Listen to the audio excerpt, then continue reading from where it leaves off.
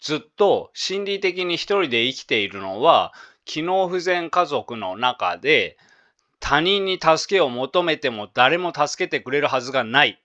他人は敵なので守ってくれない。だから自分で守らないといけない。という強い思い込みが生まれたことと、心が成長できるほど愛されなかった結果であることが多いです。つまり、不安な状況の時に独り占めするのも、人の気持ちを考えずに自分一人で生きているのも、他人に迷惑をかけているのに自分の欲求だけしか見ないのも、自己防衛をしているに過ぎません。そうしないと生きてこられなかったんです。だから悪い人ではありません。こんにちは、自分探しイズムです。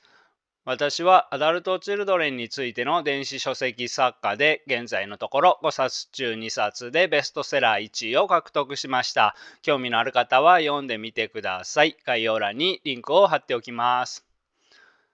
アダルト・チルドレンは心理的に一人で生きている人が多いです。心理的に一人で生きているとは、例えばこんな感じです。寮生活をしているとします。たまにご飯が少ない時があるとします。みんなは少しずつ少なめによそって全員に行き渡るように配慮しているのに、自分だけ後の人のことを考えずに好きなだけご飯をよそう人がいます。こういう人もいます。キャンセル料がないとなると安易に予約をします。例えば病院に行こうか迷っているとします。気分が乗らないけど予約だけ入れておこうということにします。そしてひどい場合はキャンセルの電話を入れずに、当日に病院から姿が現れないので確認の電話が来てキャンセルを告げます。こういう人もいます。デートの約束の日にパートナーが体調を崩したとします。前から約束していたのになんで体調を崩すんだよと相手を心配するのではなく、自分の欲求が満たされないことに不満を感じる人です。どれも周りに人はいるのですが、心理的には一人で生きています。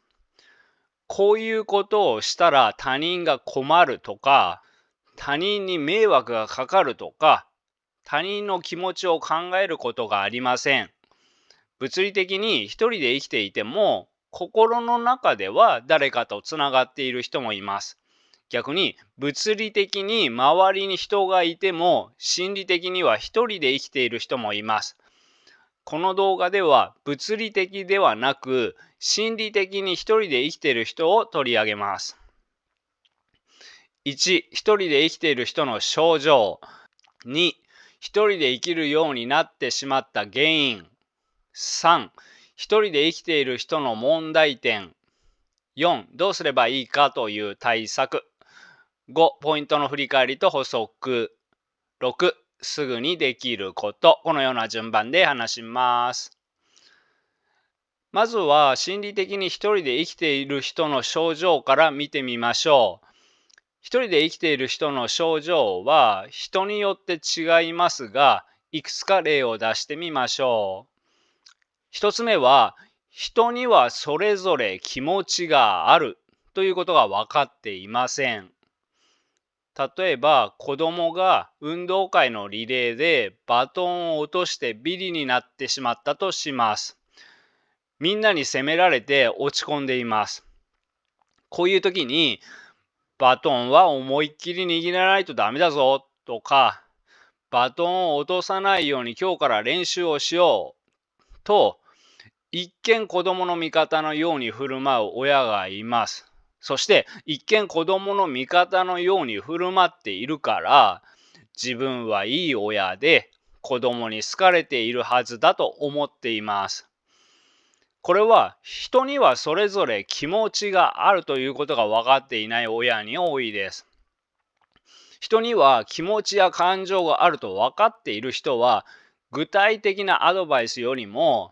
まずは傷ついている子供の心の方を優先します。他にも一人で生きている人は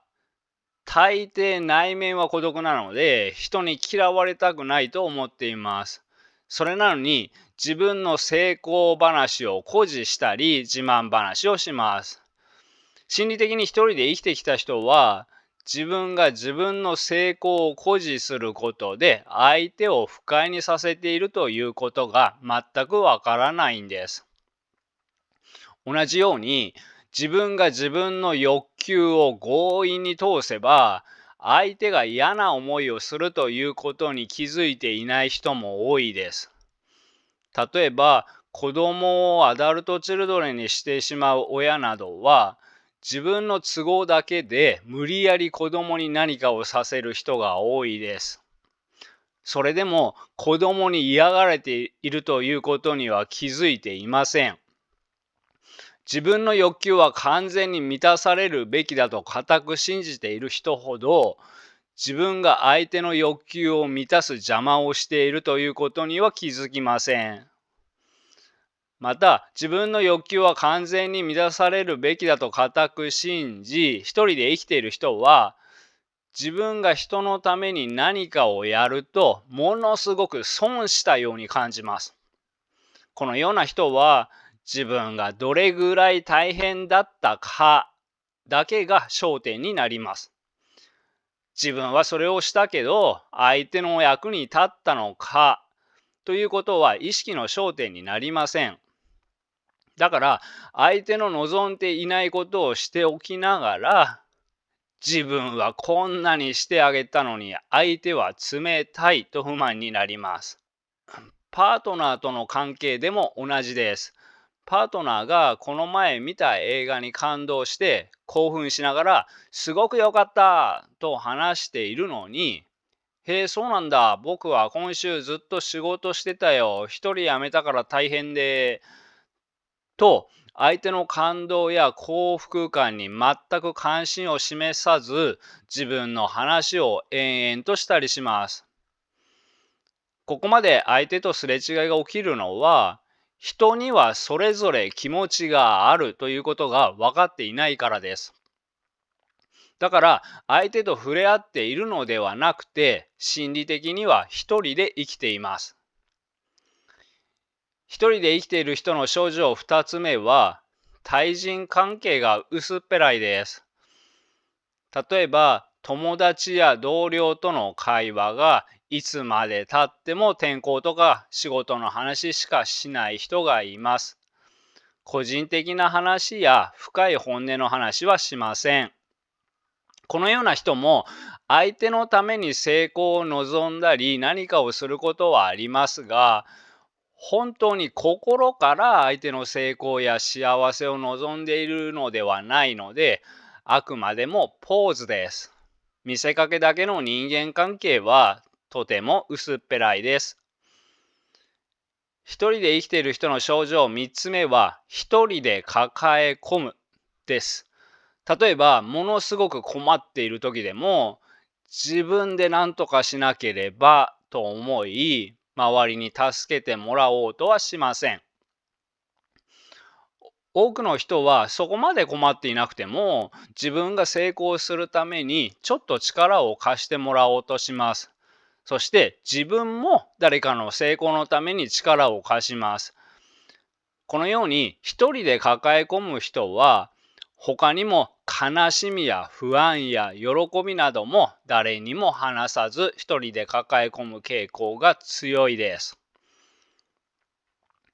次は一人で生きるようになってしまった原因ですが、いつものようにこのチャンネルはアダルトチルドレン専門チャンネルですので、生まれつきの脳の問題などで一人で生きている人などには触れません。では、すべての人に当てはまるわけではありませんが、ずっと心理的に一人で生きているアダルトチルドレンは、すでに小さい頃に家庭内で一人で生きていた人が多いです。このような人は例えば、親が心理的に不安定で鬱と怒りを繰り返していた。親が自分自身に不安でそのせいで過干渉で子供を支配していた。逆に親が自分にしか関心がなく子供に無関心だったなどで安心して親を頼れなかった、親に守ってもらえなかった、親に甘えられなかった、親と感情を共有したことがない、このような人に多いです。例え話をします。あなたは小学生で3人家族の一人っ子だと仮定してください。両親は共働きで家には誰もいません。夕方、いつもお腹が空きます。お腹が空きすぎたので、父親の部屋にあるチョコレートを一かけらだけならバレないだろうと、あなたは一かけらだけ食べることにしました。そしたら、あまりにも美味しくて、全部食べちゃったとします。すると、案の定バレて、なんでお前は人のものを勝手に食べるんだと父親にビンタをされたとします。翌日、誰も自分の気持ちは分かってくれないと反抗的な気分になり、今度は食べてはいけないと言われていたお客さん用のカステラを食べてしまいました。その日を境に、誰も自分の気持ちは分かってくれないという気持ちからどんどん反抗的な態度になり、いつもやるように言われているお皿洗いや花の水やりや宿題などもほとんどやらなくなってしまいました。そんなある日、部屋にこもっていると、両親がカステラの件で話をしているのが聞こえてきました。父親が興奮して声が大きくなり、あいつはこの前も俺のチョコレートを勝手に盗んで食べてるんだぞ。お菓子は体に悪いし、きちんとしつけをしなければダメだ。と怒っているのが聞こえてきます。あなたはその日、部屋から一歩も出られませんでした。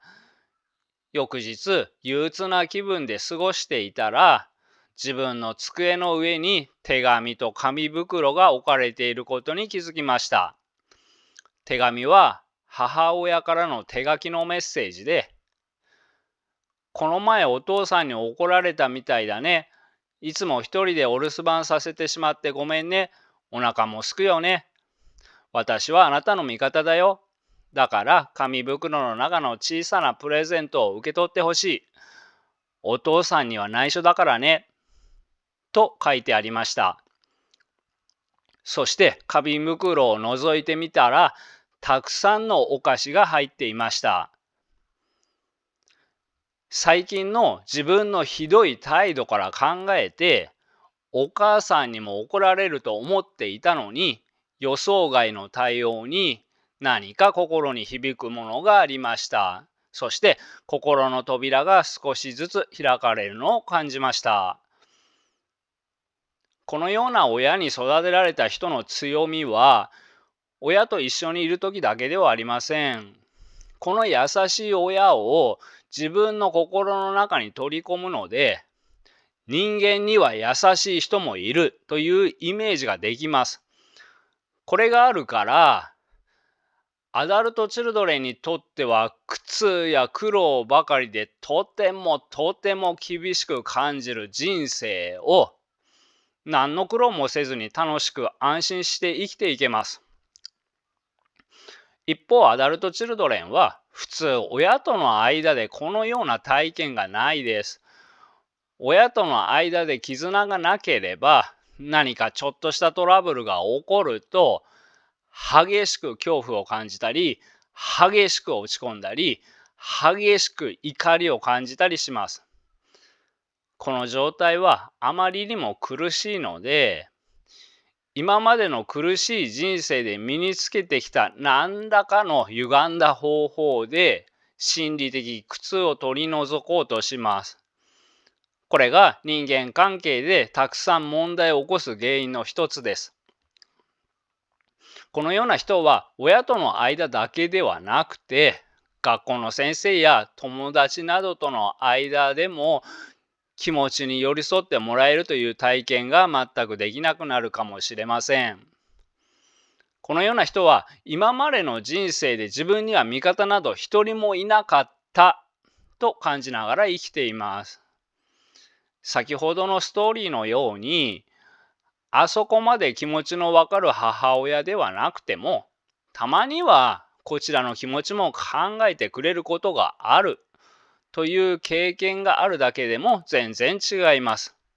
また、親以外の人でも自分の気持ちを考えてくれる人との出会いがあれば全然違います。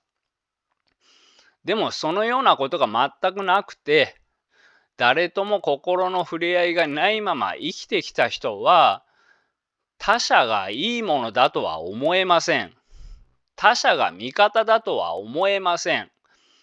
他者が敵なら、人と深い関係を持とうとするのではなく、心理的に壁を作ります。そして何事も自分一人で解決しなければならないという思い込みが強化されます。さっき一人で生きている人の中には、ものすごく困っている時でも絶対に助けを求めない人がいるという話をしましたが、そのような人も親との絆を感じられる体験はなく、逆に親が敵のように感じていたかもしれません。親が敵だったのであれば、頼っても相手にしてくれる人などいないと感じたり、あるいは自分が頼めば面倒だと思われるだろうと感じておかしくありません。こうなれば一人で生きていくしかありません。では、心理的に一人で生きている人にはどのような問題が出るか考えてみましょう。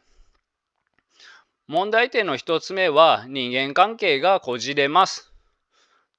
例えば、相手には相手の気持ちがあるということを感じるセンサーが弱いので、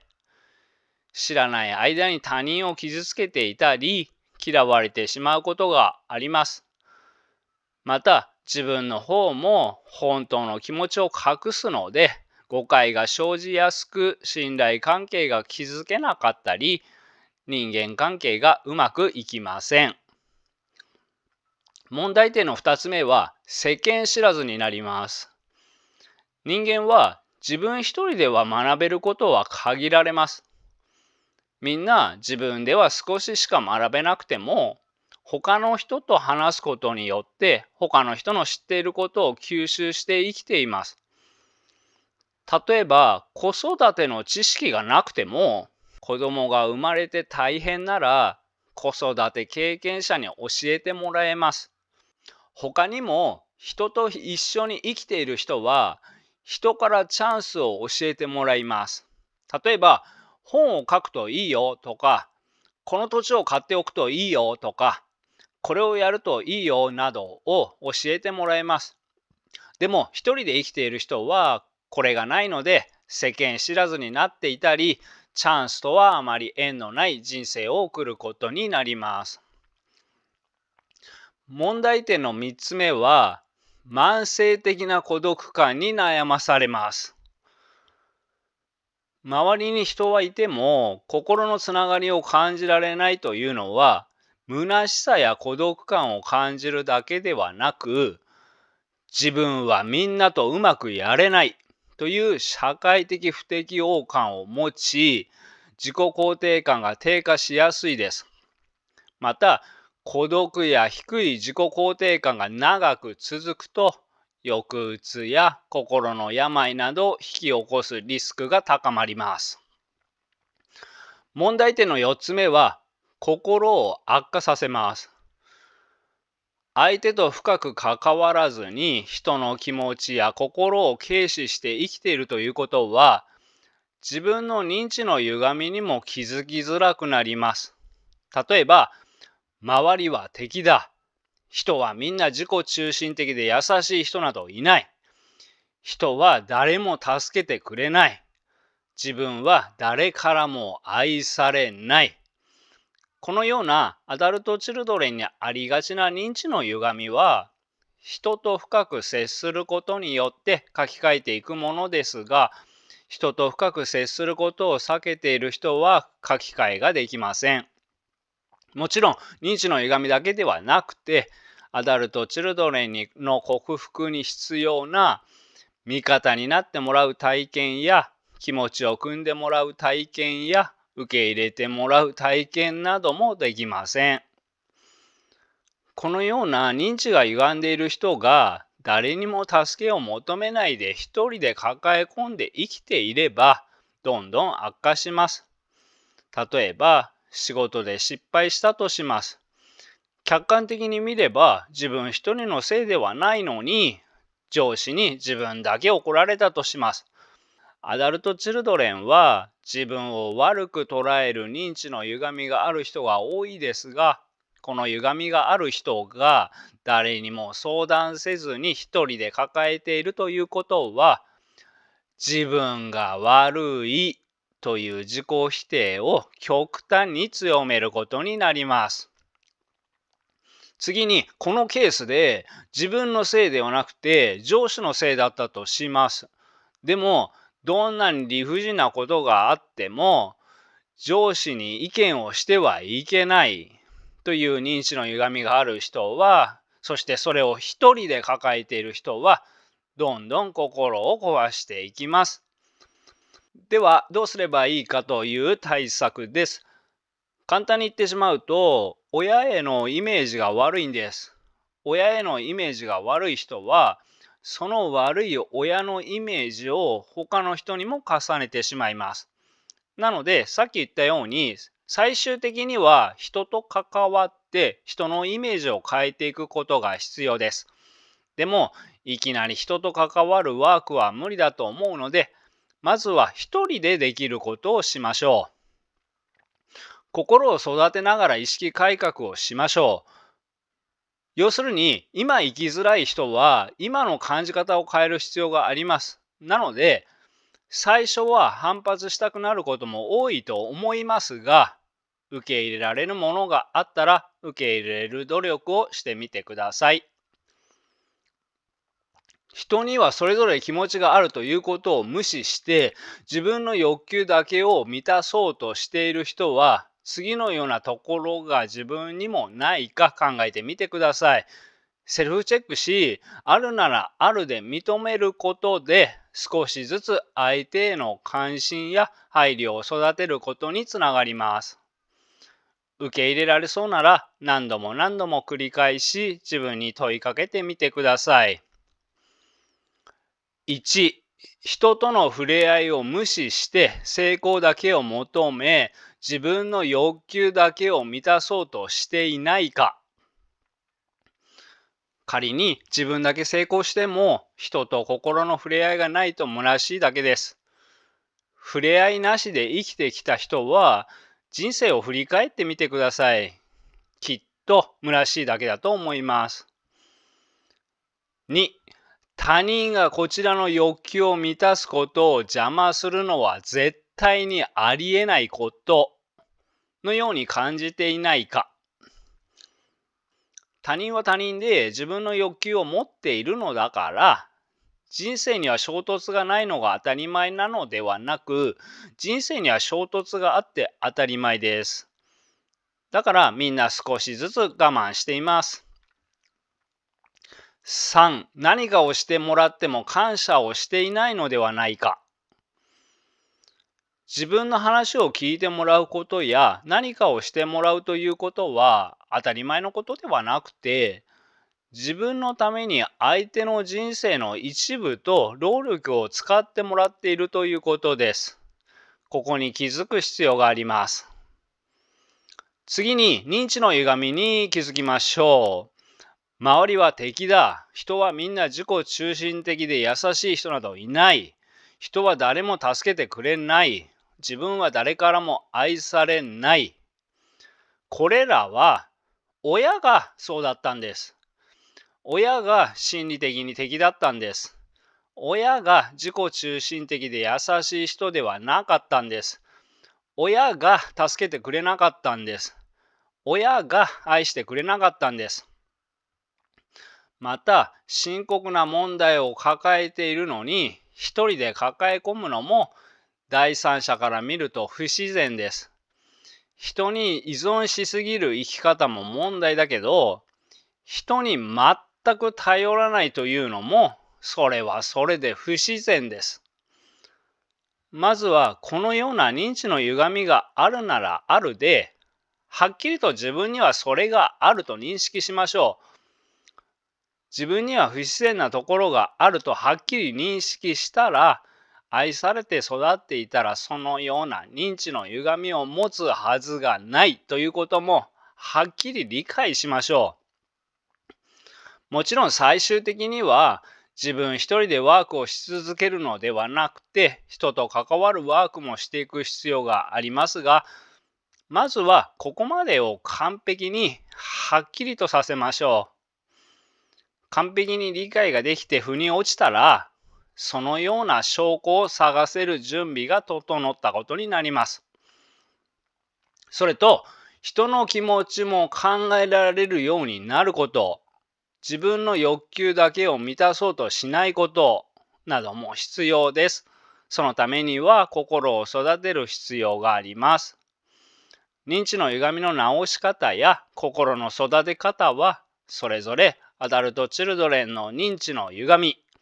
甘えや依存心を克服しようなどの再生リストを参考にしてください。概要欄にリンクを貼っておきます。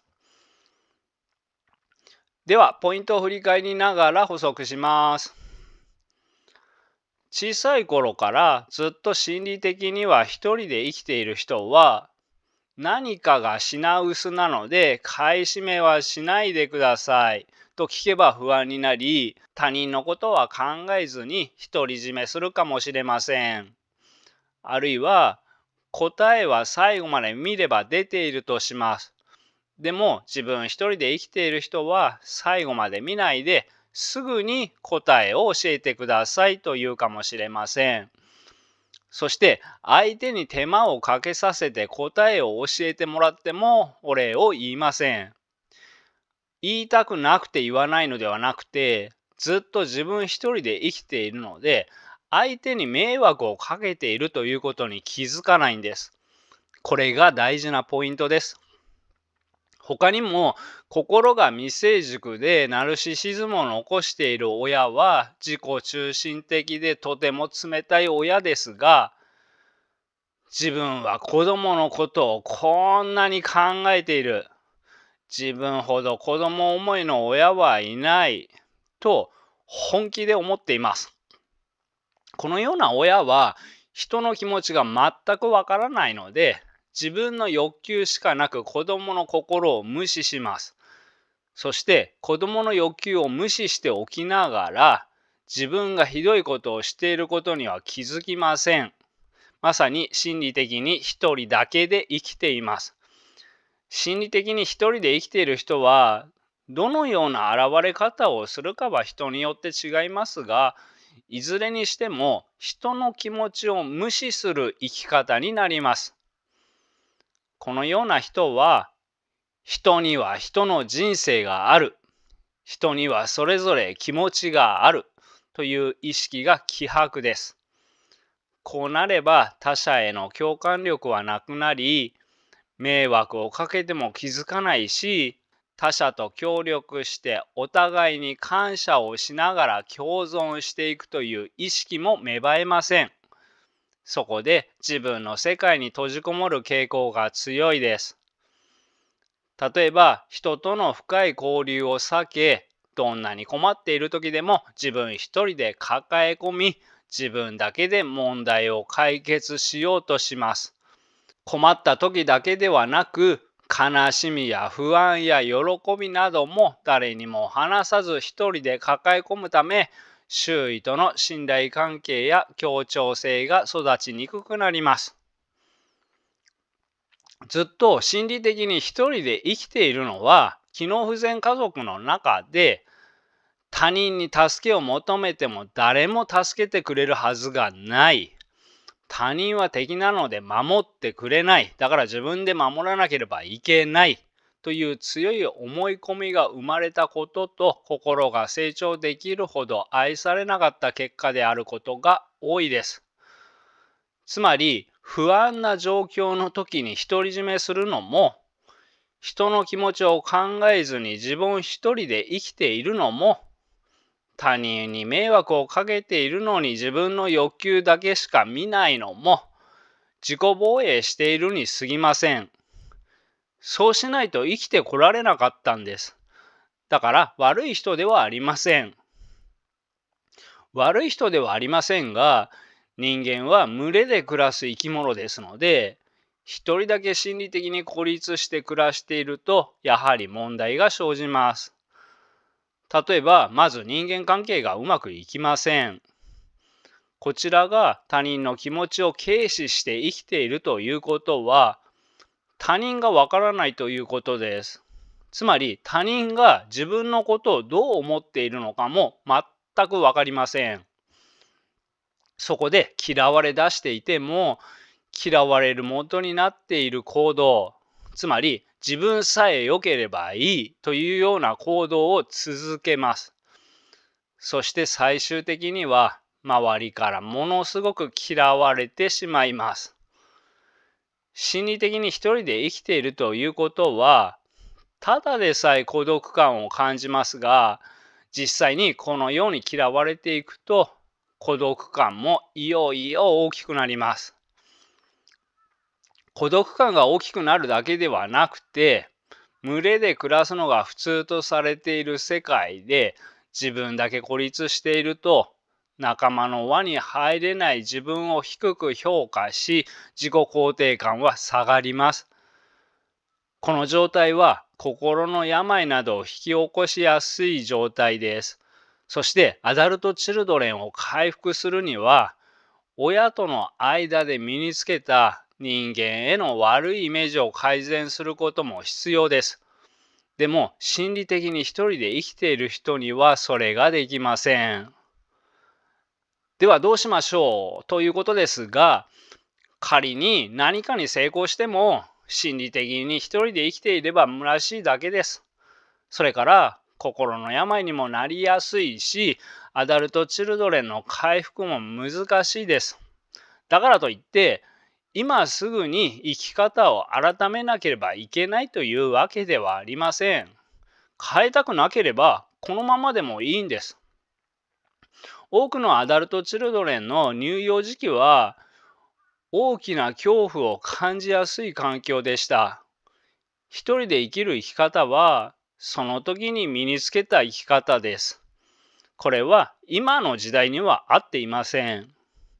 でも今までの生き方を変えることには当時のものすごい恐怖が伴います。だからまずは違う生き方もあるということを知ってください。違う生き方とは、社会で共存するにはみんなが少しずつ我慢しなければならない。他人がしてくれたことに対してお返ししなければならない。愛してくれる人には愛を返さなければならない。相手の多少の欠点には目をつぶり、お互いに少しずつ譲歩しなければならない。でも、自分も相手から少しずつ我慢してもらえる。本当に困っているときは少しは助けてもらえる。多少の自分の失敗や欠点には目をつぶってもらえる。仲間としてお互いが良くなるように共存を目指す。このような生き方があることも選択肢に入れてみてください。この生き方を選択するとしても、一気に180度変わろうとするのではなく、まずは少しだけ角度を変えましょう。例えば今までは自分だけが得をしようとして周りのために何かをすることがなかったのであれば、自分100周り0だったんです。これを自分99周り1にしましょう。これならできる人も多いと思います。余裕ができたら少しずつ変えていけばいいのであって、まずは1だけ変えましょう。では、すぐにできることのコーナーですが、このコーナーは動画の一番最後にその日話した内容の中ですぐにできることを考えてから終わることにしています。今日の内容のすぐにできることは、気持ちを伝えてみようです。家族でも友達でも同僚でも誰でもいいので、ほんの少しでも感謝している人にありがとうと伝えてみましょう。ありがとうを伝えるのは苦手な人は、寂しいでも傷ついたでも嬉しいでも、自分の感情を自分から伝えてみましょう。自分からコミュニケーションを始めたという経験が大事です。そして、自分はこういう気持ちだけど、相手はどういう気持ちなのかなと、相手の気持ちも考えてみてください。天候の話やニュースの情報を伝えても人とのつながりは感じられませんが、自分の感情を伝え、相手の感情を感じることで人とのつながりを感じやすくなります。コミュニケーションができ、人の気持ちがわかるようになるには、人が怖いと無理です。アダルトチルドレンは人が怖いという人も多いです。もし人が怖いと感じる方は、アダルトチルドレンの人が怖いの直し方という動画も参考にしてください。その他にも参考になる動画や再生リストを動画のすぐ下の概要欄に貼っておきます。いつも最後まで見てくださる方々、本当にありがとうございます。今日も最後までご視聴ありがとうございました。では、仲間の皆さん、もしよかったら高評価、チャンネル登録をお願いいたします。バイバイ。